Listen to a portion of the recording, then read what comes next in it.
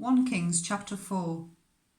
So King Solomon ruled over all Israel, and these were his chief officials: Azariah, son of Zadok, the priest; Elihoreph and Ahijah, sons of Shishar, secretaries; Jehoshaphat, son of Ahilud, recorder; Benaiah, son of Jehoiada, commander-in-chief; Zadok and Abiathar, priests; Azariah, son of Nathan, in charge of the district governors; Zebud, son of Nathan, a priest and adviser to the king; Ahishar, palace administrator; Adoniram, son of Abda, in charge of forced labour.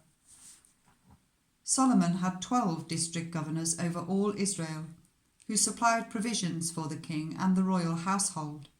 Each one had to provide supplies for 1 month in the year. These are their names: Ben-Hur, in the hill country of Ephraim; Ben-Dekah, in Mekaz, Shaalbim, Beth-Shemesh, and Elon, Beth-Hanan; Beth-Hesed, in Araboth; Soko and all the land of Hepher were his; Ben-Abinadab, in Naphoth Dor. He was married to Taphath, daughter of Solomon; Baanah, son of Ahilud, in Taanach and Megiddo, and in all of Beth-Shan, next to Zarethan, below Jezreel, from Beth-Shan to Abel-Meholah, across Jokmeam; Beth-Geba, in Ramoth-Gilead. The settlements of Jair, son of Manasseh, in Gilead were his, as well as the regions of Argob in Bashan, and its 60 large walled cities with bronze gate bars; Ahinadab, son of Iddo, in Mahanaim; Ahimaaz, in Naphtali.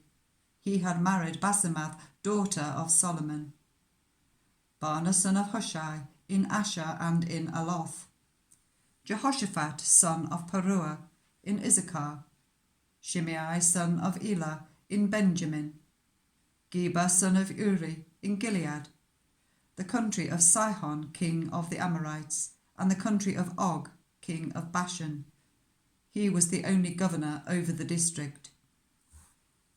The people of Judah and Israel were as numerous as the sand on the seashore. They ate, they drank, and they were happy. And Solomon ruled over all the kingdoms from the river Euphrates to the land of the Philistines, as far as the border of Egypt. These countries brought tribute and were Solomon's subjects all his life. Solomon's daily provisions were 30 cors of the finest flour and 60 cors of meal, 10 head of stall-fed cattle, 20 of pasture-fed cattle, and 100 sheep and goats, as well as deer, gazelles, roebucks, and choice fowl. For he ruled over all the kingdoms west of the river Euphrates, from Tiphsah to Gaza, and had peace on all sides. During Solomon's lifetime, Judah and Israel, from Dan to Beersheba, lived in safety, everyone under their own vine and fig tree. Solomon had 4,000 stalls for chariot horses and 12,000 horses. The district governors, each in his month, supplied provisions for King Solomon and all who came to the king's table. They saw to it that nothing was lacking. They also brought to the proper place their quotas of barley and straw for the chariot horses and the other horses. God gave Solomon wisdom and very great insight, and a breadth of understanding as measureless as the sand on the seashore.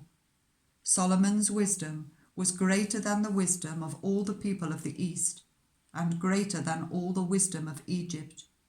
He was wiser than anyone else, including Ethan the Ezrahite, wiser than Heman, Calcol, and Darda, the sons of Mahol, and his fame spread to all the surrounding nations. He spoke 3,000 proverbs, and his songs numbered 1,005. He spoke about plant life, from the cedar of Lebanon to the hyssop that grows out of the walls. He also spoke about the animals and birds, reptiles and fish. From all nations people came to listen to Solomon's wisdom, sent by all the kings of the world who had heard of his wisdom.